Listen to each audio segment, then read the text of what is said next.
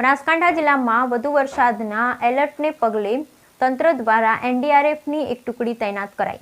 જિલ્લામાં police, fire અને આપત્તિ વ્યવસ્થાપન યુજીવીસીએલની સહિતની વિવિધ ટીમ સ્ટેન્ડ 2 બનાસકાંઠા જિલ્લા કલેક્ટર શ્રી મિહિર પટેલ દ્વારા વધુ વરસાદના એલર્ટને કારણે નાગરિકોને સતર્ક અને સાવચેત રહેવા અપીલ।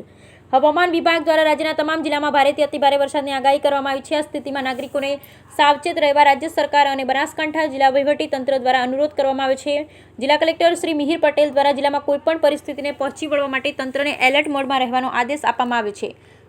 તેમજ જિલ્લાના નાગરિકોને પણ એલર્ટના પગલે સાવચેતી અને સુરક્ષિત જગ્યાએ રહેવા અનુરોધ કરવામાં આવ્યો।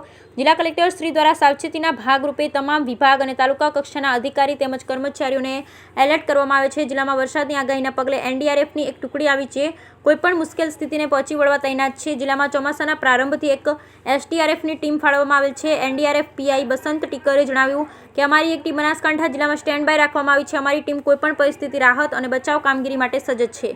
જિલ્લા વહીવટી તંત્ર સાથે સંકલન કરી મુશ્કેલી પરિસ્થિતિમાં અમે પ્રજાસેવા માટે સ્ટેન્ડ છું। બ્યુરો રિપોર્ટ ભરત કડી।